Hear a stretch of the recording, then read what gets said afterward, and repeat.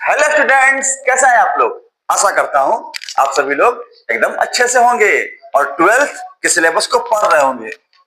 तो आज हम लोग पढ़ते हैं 12th के सिलेबस में ही आपका most important topic electric lines of force. Electric lines of force, इसको यही बोलते हैं इलेक्ट्रिक फील्ड लाइंस। दोनों बात बोल सकते हैं। इलेक्ट्रिक फील्ड है, उसके लाइंस के बारे में पढ़ेंगे। मोस्ट इंपॉर्टेंट टॉपिक है और काफी इंटरेस्टिंग भी। ठीक है, चलिए तो स्वागत है आपका आपके अपने YouTube channel the Gurukul of physics पर, और मैं हूं आपके साथ आपका राजीव सर। चलिए आज का टॉपिक शुरू करते हैं। और हम लोग जानते हैं कि सर ये इलेक्ट्रिक लाइंस ऑफ फोर्स या इलेक्ट्रिक फील्ड लाइंस होता क्या है। तो बड़ा ही आसान सा कॉन्सेप्ट है भाई। सबसे पहला बात कि ये एक इमेजिनरी लाइन है, इसको आप देख नहीं सकते। हाइपोथेटिकल कॉन्सेप्ट है, इमेजिनरी लाइन है। कॉन्सेप्ट ये कहता है कि मान लेते हैं कि स्पेस में कहीं कोई चार्ज है Q। अब ये Q चार्ज अलग अलग पॉइंट्स पर रखे गए यूनिट पॉजिटिव चार्ज के ऊपर फोर्स लगाएगा। तो किधर लगाएगा? रेडियली आउटवर्ड लगाएगा।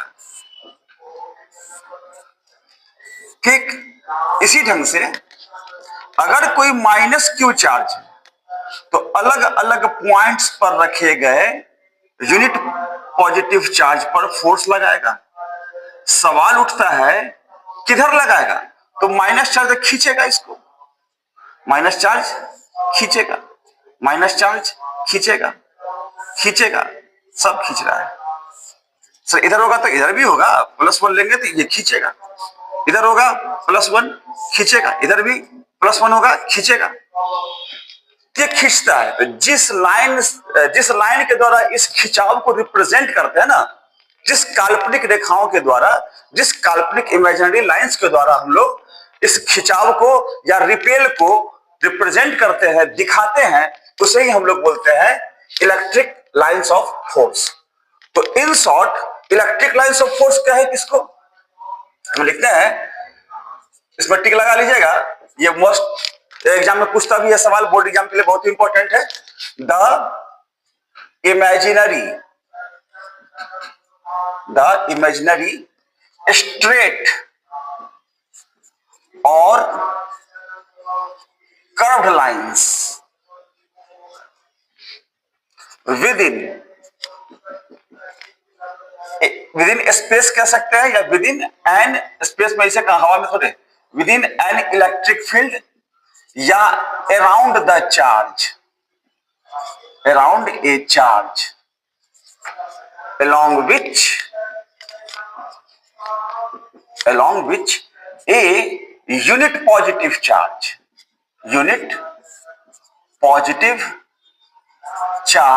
is supposed to move freely या continuously is called the electric lines of force। कुछ आया बात समझ में? वह काल्पनिक स्ट्रेट या कर्व्ड लाइंस, वह काल्पनिक स्ट्रेट भी हो सकता है, कर्व भी हो सकता है। वह काल्पनिक स्ट्रेट और curved lines with in an electric field, electric field में खींचा गया, या अराउंड ए चार्ज, किसी चार्ज के चारों ओर खींचा गया, वह काल्पनिक स्ट्रेट और curved lines along which a unit positive charge, जिसके ऊपर एक unit positive charge supposed to move freely या continuously, एक यूनिट पॉजिटिव चार्ज मान लेते हैं कि वो लगातार मूव कर रहा है, मुक्त रूप से मूव कर रहा है, उसे ही क्या बोलते हैं? It's called the electric lines of force. कुछ आया बात समझ में? इसके बाद इसमें एक बात और कह सकते हैं, मतलब कि यूनिट पॉजिटिव चार्ज है, कोई चार्ज है, वहां से इसे मान लेते हैं ना, यही कोई चार्ज मान लेते हैं +Q है, यहां से यूनिट पॉजिटिव चार्ज को इमेजिन कीजिए, किधर किधर जाएगा? हमेशा धकेलेगा, हमेशा धकेलेगा, हमेशा धकेलेगा। है ना। इस प्रत्येक point per unit positive charge को इमेजिन कर करके लाइन खींचते हैं, तो वही लाइंस इमेजिनरी लाइंस क्या होता है, इलेक्ट्रिक लाइंस ऑफ फोर्स होता है। ये स्ट्रेट भी हो सकता है और कर्व भी हो सकता है। कॉन्सेप्ट क्लियर है? ये करता क्या है सर, क्या फायदा इसको खींचने से? तो it gives the interaction between two charges, ये दो चार्जेस के बीच का इंटरेक्शन बतलाता है। खींच रहा है, धकेल रहा है, क्या कर रहा है, कौन बताएगा? तो इलेक्ट्रिक लाइंस ऑफ फोर्स ही बताएगा। क्लियर है कॉन्सेप्ट? चलिए अब इसके हम लोग प्रॉपर्टीज पे आते हैं। कई सारा प्रॉपर्टीज है जो आपके कॉन्सेप्ट को क्लियर करता है। आईटी वगैरह में सवाल भी पूछता है, न्यूमेरिकल्स को हम बताएंगे आपको, एमटीजी का है ना, उसमें आईटी का सवाल सब है, वो सब भी आपके साथ हम डिस्कस कर देंगे। लेकिन अभी तो थ्योरेटिकल बात है, थ्योरेटिकली समझते हैं इसके प्रॉपर्टीज क्या क्या है। इसका सबसे पहला प्रॉपर्टी है या मोस्ट इंपॉर्टेंट प्रॉपर्टी है, it does not shows the sudden break. ये अचानक से टूटता हुआ नहीं दिखेगा। That is, it is always continuous. ये हमेशा कंटिन्यूअस ही होगा। आपको याद होगा कॉन्सेप्ट में, चूंकि है तो ये एक इमेजिनरी या हाइपोथेटिकल लाइन। इमेजिनरी लाइन को कैसे दिखाते हैं? प्लस क्यू है डॉटेड लाइन से, प्लस क्यू है डॉटेड लाइन से, डॉटेड लाइन पे +1 चार्ज, +1 चार्ज। तो ऐसे नहीं दिखाते, ये है आपका नॉट पॉसिबल। दिखाते कैसे है? तो प्लस क्यू है तो कंटिन्यूअस लाइन से, कंटिन्यूअस लाइन से, कंटिन्यूअस लाइन से, ये है आपका पॉसिबल। अब मन में डाउट आया कि सर आप एक बार तो बोलते हैं कि हाइपोथेटिकल है, इमेजिनरी है, डॉटेड लाइन से नहीं दिखाएंगे। इमेजिनरी लाइन को तो हम लोग सीखे हैं, जानते हैं, डॉटेड लाइन से नहीं दिखाते हैं। जो रियल लाइंस है, आप लाइट भी पढ़िएगा तो लाइट में जो रियल लाइंस है उसको हम लोग स्ट्रेट करके दिखाते हैं। लेकिन जो इमेजिनरी इमेज बनाता है, जो वर्चुअल इमेज बनाता है, उसको तो डॉटेड लाइन से दिखाते हैं ना। तो इमेजिनरी वाले का कॉन्सेप्ट है कि डॉटेड लाइन से दिखाइए, बट यहां इमेजिनरी होने के बावजूद डॉटेड लाइन से हम लोग नहीं दिखाते, बल्कि कंटिन्यूअस लाइन से दिखाते हैं। क्यों दिखाते हैं? क्यों दिखाते हैं? तो जवाब इसके डिफिनीशन में ही छुपा हुआ है। क्योंकि इसके ऊपर unit positive charge is suppose to move continuously. Unit positive charge पर इसके ऊपर, इलेक्ट्रिक लाइंस के ऊपर यूनिट पॉजिटिव चार्ज लगातार मूव करता है। ऐसा तो है नहीं कि मूव किया, हमारे आपके ऐसा कोई दोस्त मिल गया, कह रहे कहां जा रहा है, तो कोचिंग जा रहा है भाई, ठीक है थोड़ा सा बतिया लेते हैं, फिर चलना शुरू किए, अब भूख लग गया, कुछ नाश्ता कर लेते हैं, फिर रुक के चला, समझ में ना बात। चलो कोई और मिल गया, उसको भी लेता, तैयार हुआ जी, आओ चलो रुकते हैं, घर पे रुके हुए को दोस्त और आएगा तब ना कोचिंग जाएंगे। तो रुक रुक के चल रहा है। क्या ये डिफिनेशन सही हो पाएगा? नहीं हो पाएगा। क्यों? क्योंकि इसको तो लगातार मूव करना है, कंटिन्यूअसली मूव करना है। तो कंटिन्यूअसली मूव करने की वजह से इसको हम लोग कंटिन्यूअस लाइन से दिखाते हैं, न कि डॉटेड लाइन से दिखाते हैं। ये बात ध्यान रखिएगा। कंटिन्यूअस होने की वजह से क्या करते हैं हम लोग, इसको कंटिन्यूअस लाइन से दिखाते हैं, डॉटेड लाइन से नहीं दिखाते हैं। क्लियर है बात? यार समेटा दे। और भी कई सारा प्रॉपर्टीज है।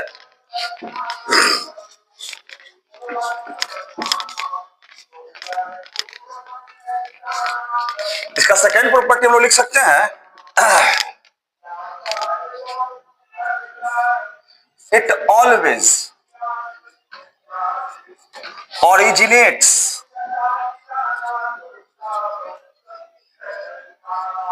from positive charge and terminates to the negative charge। ये हमेशा, अच्छा negative charge perpendicular to the surface, यही ऐड कर देंगे point, perpendicular to the surface, surface के परपेंडिकुलर, ये पॉजिटिव चार्ज से ओरिजिनेट करेगा और नेगेटिव चार्ज में टर्मिनेट कर जाएगा। क्या मतलब हुआ इसका सर? मतलब ये हुआ कि अगर ये पॉजिटिव क्यू है तो इस गोला के सतह के परपेंडिकुलर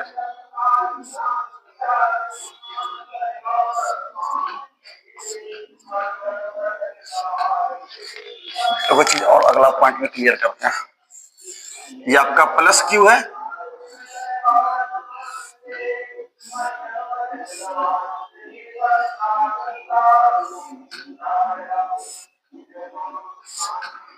ये electric lines of force positive से निकलेगा, ठीक।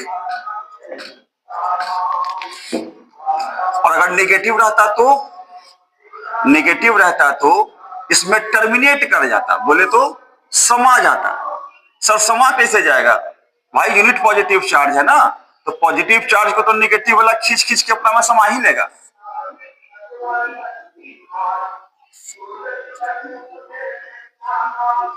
तो सतह के परपेंडिकुलरली ये पॉजिटिव से निकलता है और नेगेटिव में टर्मिनेट कर जाता है, ठीक बात है। और भी सतह हो सकता है, जैसे मान लेते हैं ये आपका कोई कंडक्टिंग प्लेट है, plus plus plus plus plus plus plus, तो सतह के परपेंडिकुलर, सतह के परपेंडिकुलर, सतह के परपेंडिकुलर, सतह के परपेंडिकुलर, ये हमेशा निकलेगा। इसी में अगर कोई नेगेटिव प्लेट होता कुछ इस प्रकार से, तो सतह के परपेंडिकुलर ये टर्मिनेट करता, यानी कि उसमें समा जाता।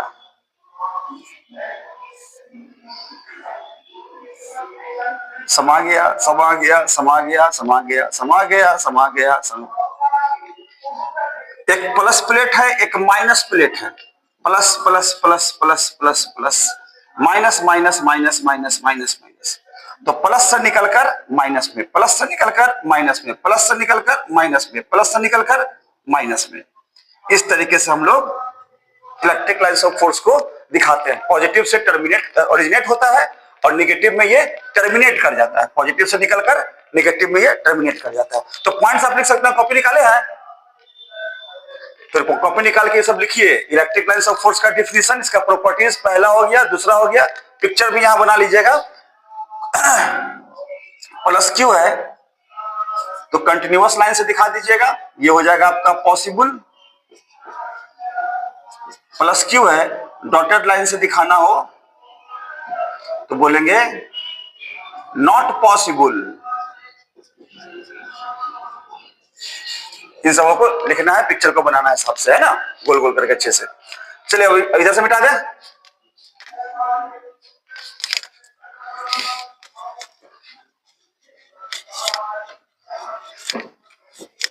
मिट गया। अब देखिए तीसरा प्रॉपर्टी क्या है, it is symmetrical about A charge या चार्ज्ड बॉडी। ये हमेशा चार्ज बॉडी के साथ सिमेट्रिकल होता है। क्या मतलब? यही तो पिक्चर में समझा है। सिमेट्रिकल मतलब आमने सामने से निकले, इस तरीके से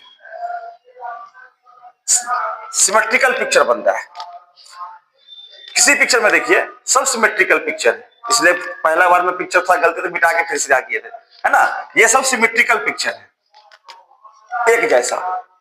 इधर निकला ठीक इसके इधर निकला, ऊपर निकला ठीक इसके नीचे निकला, तिरछा गया ये भी तिरछा आया, सब में इस प्रकार से देख सकते हैं। एकदम सीधा, ऊपर भी नीचे भी, ऊपर भी नीचे भी, ऊपर भी नीचे भी, नीचे नीचे, इस तरीके से एकदम सिमेट्रिकल पिक्चर बनेगा इसका। तो इलेक्ट्रिक लाइंस ऑफ फोर्स क्या होता है ना, हमेशा सिमेट्रिकल होता है, ठीक है। चौथा पॉइंट इसका कहता है greater the density of electric lines, greater will be the magnitude of electric field. Electric lines of force का डेंसिटी जितना ज्यादा होगा, मतलब जितना वो क्लोज होगा, डेंसिटी का मतलब क्या कर सकते हैं यहां पे, क्लोज्ड, एक दूसरे के जितना क्लोज होगा वहां पे इलेक्ट्रिक फील्ड का मैग्नीट्यूड ज्यादा होगा। जैसे चार्ज के नजदीक है, यहां पे मान लेते हैं, यहां तो लाइंस नजदीक है, यहां इलेक्ट्रिक फील्ड ज्यादा होगा। यहां बढ़ गए तो अभी गैप बढ़ गया तो चार्ज से दूरी भी ज्यादा हो गया ना, तो इलेक्ट्रिक लाइंस ऑफ फोर्स का वैल्यू क्या हो गया, सॉरी मैग्नीट्यूड क्या हो गया, कम गया। थोड़ा और दूर चले गए, गैप और बढ़ गया, तो गैप बढ़ेगा तो इलेक्ट्रिक फील्ड का मैग्नीट्यूड घटेगा। यही बात दिखा गया, greater the density of electric lines of force greater will be the magnitude of electric field and vice versa. जैसे मान लेते हैं ना, ये आपका पॉजिटिव चार्ज है, तो कई सारा लाइंस इससे निकला, कई सारा लाइंस इससे निकला, अलग अलग जगह पे पॉइंट दिए। मान लेते हैं यहां पे ए है, यहां पे बी है, यहां पे सी है, हो सकता है कहां का फील्ड ज्यादा कहां का फील्ड कम। तो ए का डेंसिटी देखिए आप, ए पर गैप कम है ना, तो इलेक्ट्रिक फील्ड एट ए ज्यादा होगा, बी पे ए से कम लेकिन सी से ज्यादा। इस तरीके से आपके एचसी वर्मा का भी एक सवाल है, इलेक्ट्रिक लाइंस है कुछ इस प्रकार से, कुछ ज्यादा सटी है ये,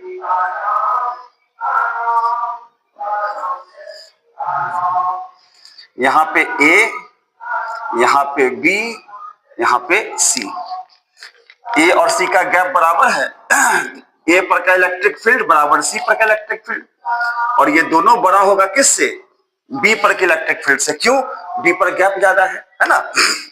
तो गैप अगर बढ़ेगा तो इलेक्ट्रिक फील्ड का मैग्नीट्यूड भी क्या होगा, घटेगा। ये आपके चेयरमैन का सवाल है, आपका कॉन्सेप्ट क्लियर हुआ कि गैप जहां पर होगा, और यहां से हम लोग इस बात को भी इमेजिन करके चलेंगे, न्यूमेरिकल्स में सारे जगह कहीं पे देखे थे, गैप कम होगा तो एंगल भी कम होगा, गैप कम होगा ज्यादा होगा तो एंगल ज्यादा होगा, गैप ज्यादा तो एंगल भी ज्यादा होगा, है ना। तो एंगल भी से भी आप चेक कर सकते हैं कि दो इलेक्ट्रिक लाइंस ऑफ फोर्स के बीच का एंगल क्या है। हालांकि एंगल कैलकुलेशन के स्किल में आता नहीं है, बट आप ऑब्जेक्टिव के लिए अटेम्प्ट तो कर ही सकते हैं, है ना। तो यहां से ध्यान रखेंगे इस बात को। चलिए इसमें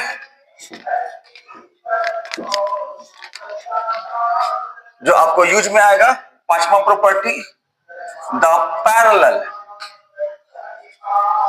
and equidistant electric lines represents the uniform electric field. यही से कॉन्सेप्ट नहीं आएंगे। देखिए यहां तो घट बढ़ रहा है ना, गैप बढ़ रहा है, लेकिन अगर पैरेलल लाइंस कर दे जो इक्विडिस्टेंट हो, तो ये कैसे इलेक्ट्रिक फील्ड को रिप्रेजेंट करेगा, ये यूनिफॉर्म इलेक्ट्रिक फील्ड को रिप्रेजेंट करेगा। क्यों, कहीं भी देख लीजिए, मान यहीं पे है ए, यहां पे है बी, हो सकता है ना, तो सेम है ना, इलेक्ट्रिक फील्ड एट ए बराबर electric field at B, same ही तो है। इसलिए हम लोग बोलते हैं कि पैरेलल एंड इक्विडिस्टेंट, क्योंकि डिस्टेंट बराबर डिस्टेंस हो गया, तो वहां पर का इलेक्ट्रिक फील्ड का वैल्यू भी क्या होगा, बराबर होगा, और इसलिए हम लोग बोलते हैं कि parallel and equidistant electric lines of force represents the uniform electric field. वो यूनिफॉर्म इलेक्ट्रिक फील्ड को रिप्रेजेंट करेगा, जो आगे हम लोग कई बार बनाएंगे भी, डायपोल वगैरह में, गॉस थ्योरम वगैरह में, है ना। चलिए आगे बढ़ते हैं और छठे प्रॉपर्टी पे आते हैं। Electric lines of force, electric lines नहीं, number of electric lines of force, number of electric lines of force is directly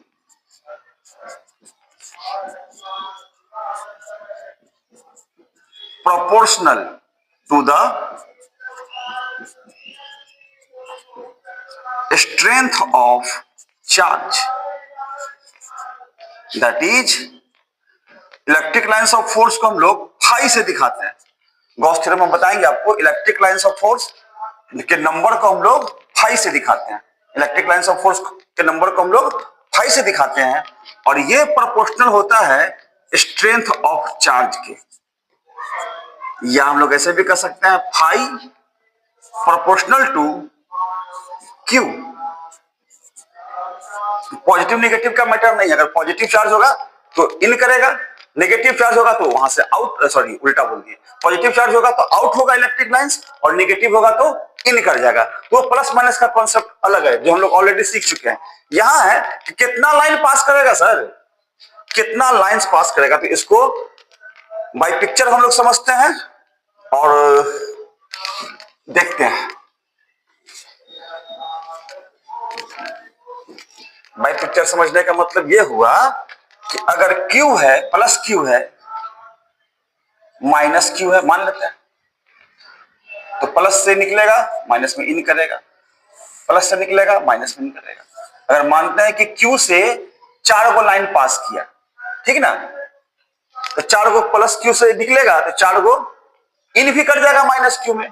लेकिन अगर बोले कि नहीं नहीं, यहां 2Q है और यहां पे माइनस से Q है, अब चूंकि Q से 4 गो निकला था, 1 2 3, इमेजिन कर रहा है, तो 4 को तो हो गया, अब इसका तो एक्स्ट्रा Q बचा हुआ है, इसमें का कुछ इस प्रकार से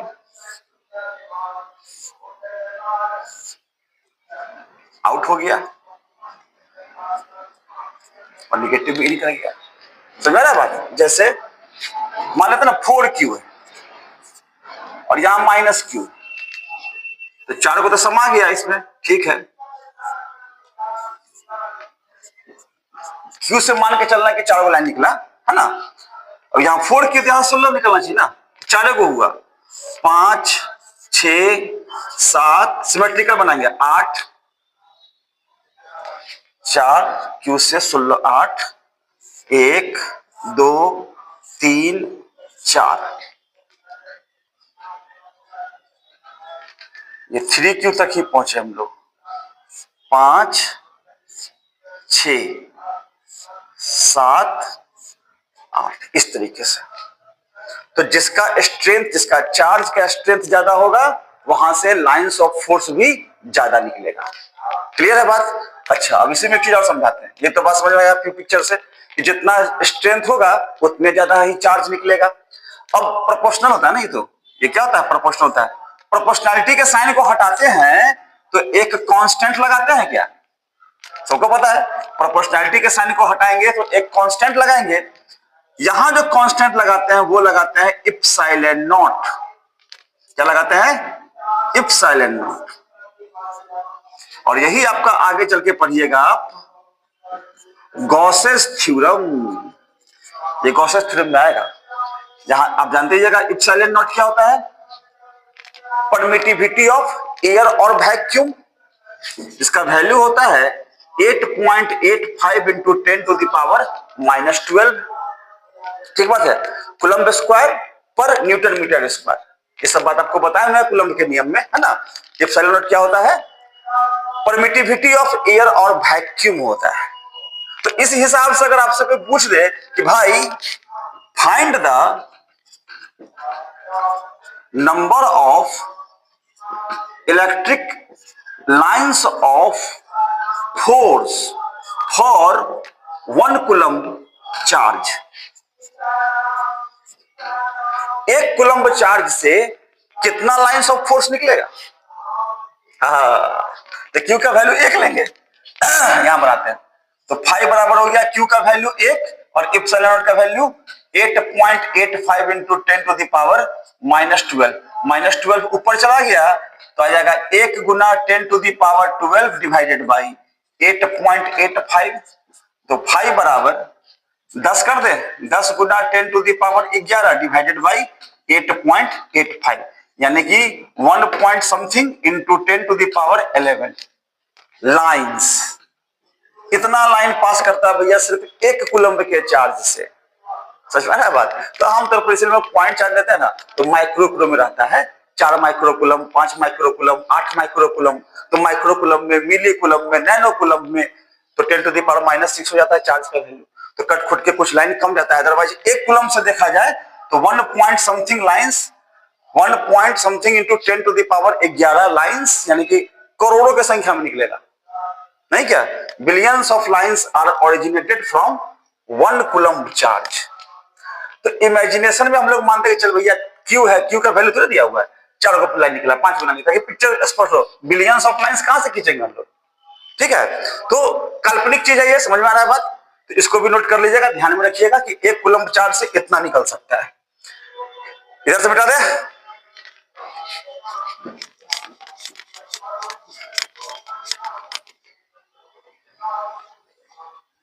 अब इसी में एक टर्म और आपका आता है, electric lines of force, number कितना था जी? शायद 7 होगा, इसे चेक कर लीजिएगा। The number of electric lines of force per unit area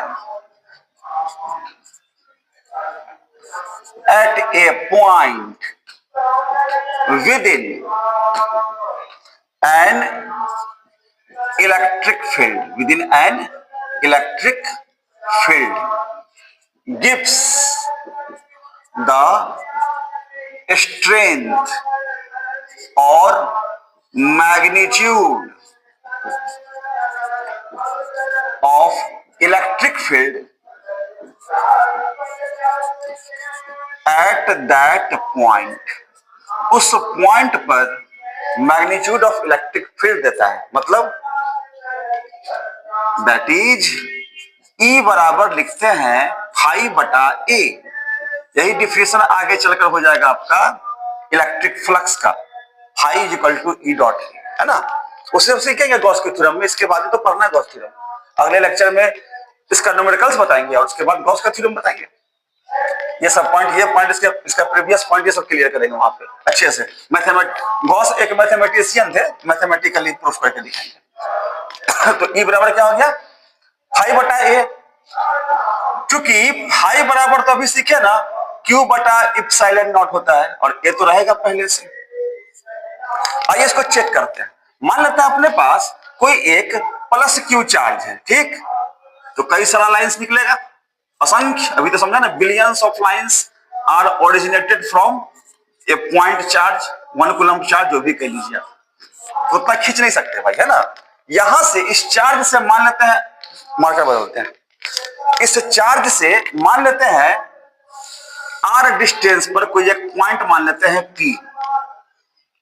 line तो चारों तरफ निकल रहा है ना, इधर भी निकल रहा है, इधर भी निकल रहा है, इधर भी निकल रहा है, इधर भी निकल रहा है, सब तरफ निकल रहा है। तो इस पी पॉइंट आर दूरी पर कोई पॉइंट मान लेते हैं पी। तो अब ये पी पॉइंट से हम लोग करते क्या है ना, एक क्लोज्ड सरफेस ले लेते हैं, ले ले। इसका एरिया कितना होगा? इस क्लोज्ड सरफेस का आर रेडियस है तो गोला बनेगा, तो 4 पाई आर स्क्वायर होगा। आइए वैल्यू डालते हैं। तो ई बराबर क्या लिख देंगे? क्यू बाई इप्सिलॉन नॉट गुना ए का वैल्यू 4 पाई आर स्क्वायर, सजा के लिखिए तो q by 4 pi epsilon naught r square. क्या इलेक्ट्रिक फील्ड का ये वैल्यू आता था फॉर्मूला? किसी पॉइंट चार्ज से आर दूरी पर इलेक्ट्रिक फील्ड का वैल्यू कितना होता था? भूल गए? हाँ, यही होता था भाई, पढ़िएगा इसको फिर से, q by 4 pi epsilon naught r square होता था, है ना? तो number of electric lines of force per unit area gives the value of electric field intensity और स्ट्रेंथ और मैग्नीट्यूड एट दैट पॉइंट, उस पॉइंट पर देता है, ठीक है? चलिए ये सब तो हो गया, और भी पॉइंट्स हम लोग क्लियर करेंगे। अभी कई सारे पॉइंट्स हैं, बोर्ड लेवल के भी पॉइंट्स है इसमें। ये सब तो बेसिक बात होगी आपका, है ना? अब यहां से हम लोग कुछ और बेसिक बातों को जानते हैं इलेक्ट्रिक लाइन्स ऑफ फोर्स से रिलेटेड। क्या है बेसिक बात वो? आइए जरा समझते हैं। 7 हो गया ना, 8 नंबर में आते हैं। The electric lines of force, the electric lines of force has tension along its length, tension along its length, so it contracts so it contracts along its length, चूंकि टेंशन है ना इसके, तो अपने लेंथ को कॉन्ट्रैक्ट करने का, सिकुड़ने का प्रयास करेगा बिटवीन टू डिसिमिलर चार्जेज। तो डिसिमिलर चार्जेस के बीच वो सिकुड़ने का प्रयास करेगा, विच शोज दैट, जो बतलाता है, दिखाता है, shows that there is always a force of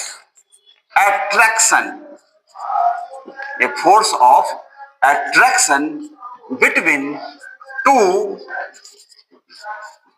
dissimilar charges। दो डिसिमिलर चार्जेस के बीच हमेशा क्या होगा? फोर्स ऑफ एट्रैक्शन होगा। ये कौन बतलाता है? Electric lines of force. कैसे बतलाता है भाई? प्लस क्यू है, माइनस क्यू है, ठीक है। ये हो गया इसका लाइन ज्वाइनिंग। देखो डॉटेड लाइन से दिखा है ना, तो ये लाइन ज्वाइनिंग हो गया। प्लस से निकले, अब ये क्या करेगा? खींचने का प्रयास, कॉन्ट्रैक्ट करेगा तो सिकुड़ेगा। ये सिकुड़ने का प्रयास करेगा। दो डिसिमिलर चार्जेस के बीच ये सिकुड़ने का प्रयास करेगा।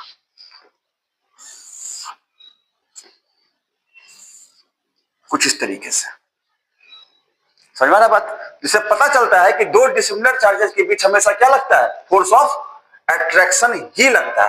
क्लियर है बात? चलिए, इसी तरीके से 9 नंबर प्रॉपर्टी आपका बोलता है the electric lines of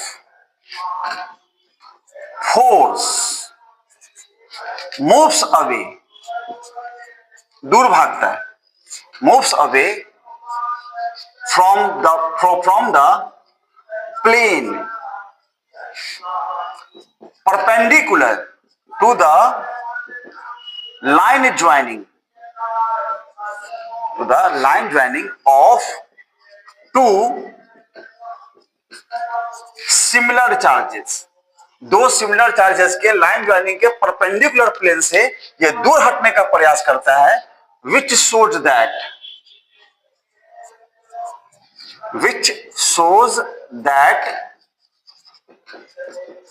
there is always a force of repulsion between,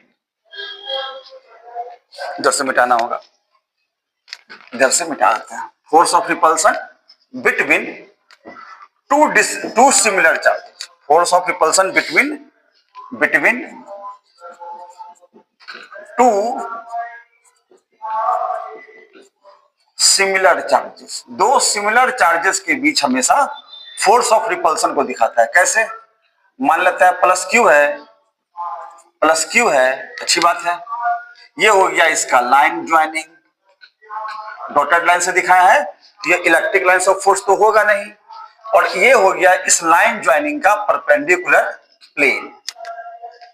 यहां से ये जाने को तो जाएगा, लेकिन प्लेन के नजदीक आते आते ये मुड़ जाएगा, मुड़ गया। आ रहा बात समझ में? क्योंकि पॉजिटिव है, यहां सबसे ओरिजिनेट कर जाएगा। ये बोलेगा नहीं सर, नेगेटिव लेंगे तो कोई दिक्कत नहीं। अगर नेगेटिव क्यू है, ये इसका लाइन ज्वाइनिंग हो गया, ये इसका परपेंडिकुलर हो गया, मुड़ के आएगा ये।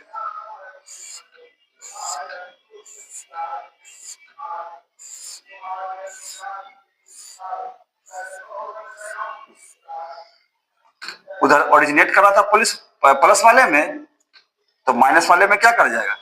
टर्मिनेट कर जाएगा। और बाद बाकी इसके पहले कॉन्सेप्ट आप सीखेंगे।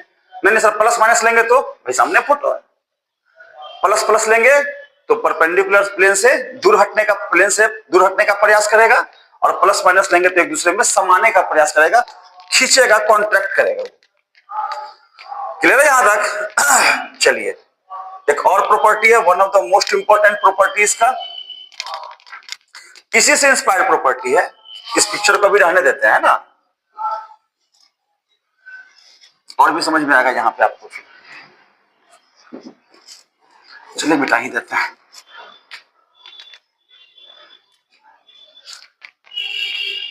सर 9 नंबर होगा ये, जमा वही नंबर देख लेना भाई। 9 नंबर में है the tangent drawn at a point on an electric lines of force gives the direction of electric field at that point. तो मैग्नीट्यूड तो बताते, यहां पॉइंट लिखे थे, इलेक्ट्रिक फील्ड का magnitude number of electric lines of force per unit area होता है। तो मैग्नीट्यूड तो हो गया, डायरेक्शन कौन बताता है? डायरेक्शन बताने के लिए हम लोग टेंजेंट खींचेंगे। टेंजेंट कैसे? Plus Q minus Q, electric lines of force, electric line कब में दिखाते हैं तो और गोल करते हैं इसको, ठीक है, इसको भी थोड़ा गोल कर देते हैं, ठीक है। पॉजिटिव से निकला, नेगेटिव में समा गया। किसी भी पॉइंट पर टेंजेंट यानी कि कर्व को छूता हुआ एक स्ट्रेट लाइन खींचेंगे तो इस पॉइंट पर ये इलेक्ट्रिक फील्ड का डायरेक्शन बतलाएगा। यहां खींचेंगे तो इलेक्ट्रिक फील्ड का डायरेक्शन, यहां खींचेंगे तो इलेक्ट्रिक फील्ड का डायरेक्शन, यहां खींचेंगे तो इलेक्ट्रिक फील्ड का डायरेक्शन, यहां खींचेंगे तो इलेक्ट्रिक फील्ड का डायरेक्शन। तो इलेक्ट्रिक लाइंस ऑफ फोर्स के किसी भी पॉइंट पर खींचा गया टेंजेंट, उस पॉइंट पर इलेक्ट्रिक लाइंस ऑफ फोर्स का इलेक्ट्रिक फील्ड का डायरेक्शन बतलाता है।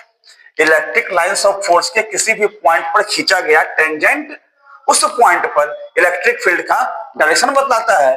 और E इज इक्वल टू हाई बटा ए जो आपको समझाएं वो उसका मैग्नीट्यूड बताता है। साथ ही greater the density greater the electric field, ये सब कॉन्सेप्ट सब एक ही मिट्टी का चट्टा बट्टा है, ध्यान से पढ़िएगा, सब एक ही साथ क्लियर हो जाता है। 10 नंबर में आइए। 10 नंबर आपका मोस्ट इंपॉर्टेंट है, एग्जाम का पूछा हुआ सवाल है। क्या है सवाल sir? The two electric lines of force never intersect to each other। Question कह देगा why, क्यों नहीं काटेगा भाई?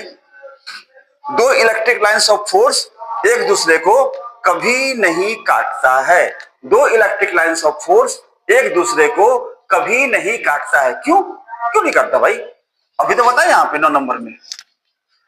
अब देखिए, बिकॉज इसे प्लस है माइनस है, एक लाइन इसे पास करवा दिए और अपने मन से जबरदस्ती करके आप पास करवा दिए, वो इधर से गया नीचे वाला भी गया, ठीक है।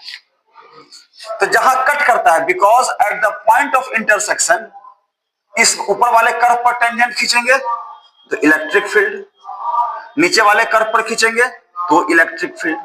तो एक ही पॉइंट का दो इलेक्ट्रिक फील्ड हो गया क्या? Because at the intersection point there are two directions of an electric field, electric field का दो डायरेक्शन हो जाता है, जो कि संभव नहीं है। ये संभव नहीं है, नॉट पॉसिबल। ये संभव ही नहीं है कि एक ही पॉइंट पर एक ही इलेक्ट्रिक फील्ड का दो डायरेक्शन हो जाए, कांट बी पॉसिबल, संभव नहीं है। इस कारण से एक दूसरे को कभी नहीं काटता है। अब इस पिक्चर को देखिए, इसलिए नहीं मिटाए थे, इसको तो सीधा जाना था, तो ब्लू से बनाते हैं। इसको तो कायदे से नहीं मुड़ता, ये तो सीधा निकलता, ये नहीं मुड़ता तो सीधा निकलता। ये तो कट कर दिया ना सर, ये सीधा मुड़ता जाता, ये भी सीधा जाता, ये भी कट कर देता, ये सीधा जाता, ये भी सीधा जाता, ये भी कट कर देता, ये सीधा जाता, ये भी सीधा जाता, कट कर देता, ये सीधा जाता, ये भी सीधा आता, ये भी कट कर देता। तो कट तो कर ही नहीं सकता ना, कट तो कर ही नहीं सकता। तो कट कर ही नहीं सकता तो क्या करेगा ना, यहां से ये मुड़ जाएगा, यहां से ये मुड़ जाएगा, यहां से मुड़ जाएगा। कट करने के बदले जैसा कि नहीं अब कट जाएंगे, हर जगह रास्ता बदल देते हैं। जब लगेगा कि नहीं अब कट कर जाएंगे तो क्या कर, जैसे कि देखिए ना, प्लस क्यू प्लस क्यू, जाना था इसको सीधा, जाना था इसको सीधा, लेकिन यहां पे कट कर रहा है। तो कट जो करेगा बोलेगा नहीं भाई कट काहे करेंगे, छोड़ देते हैं। यहां से जाएगा सीधा, कट करने के टाइम में ये मुड़ जाएगा, कट करने के टाइम में ये मुड़ जाएगा। यही लाइंस तो बनाए थे हम लोग ऊपर में, है ना।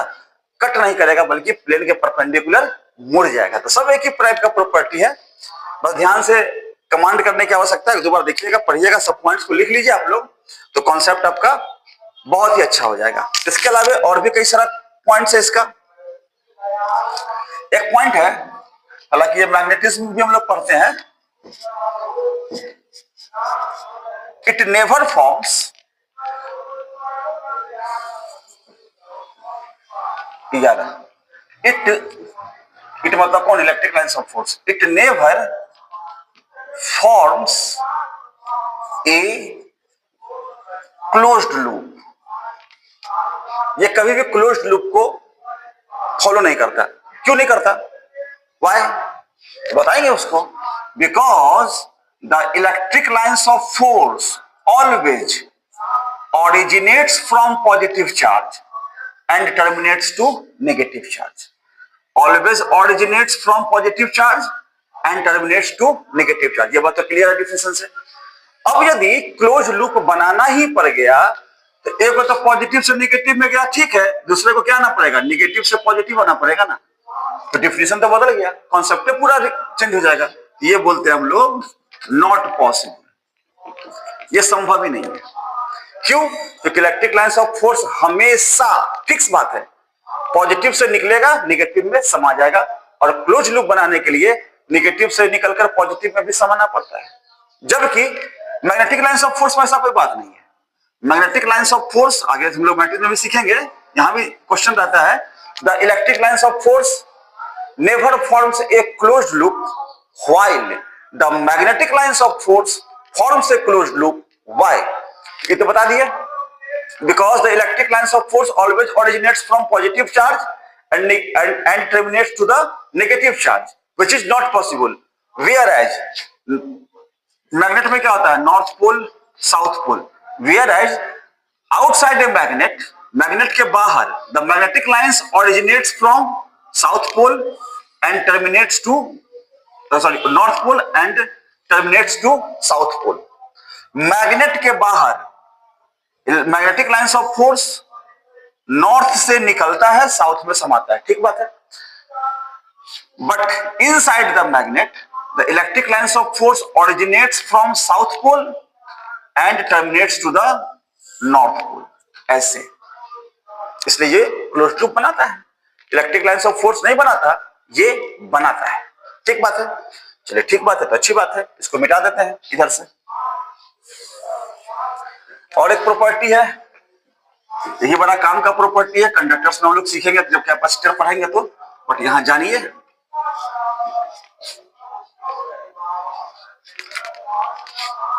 द इलेक्ट्रिक, जब 12 हो या 13 जो भी हो, the electric lines of force never passes through a conductor। Question कह देगा वाई, क्यों नहीं पास करेगा भाई, इलेक्ट्रिक लाइन्स ऑफ फोर्स किसी कंडक्टर से होकर पास नहीं करता है, कभी नहीं करता है। क्यों नहीं करता, सवाल तो यहां उठता है, क्यों नहीं करता भाई, आइए चेक करके दिखाते हैं।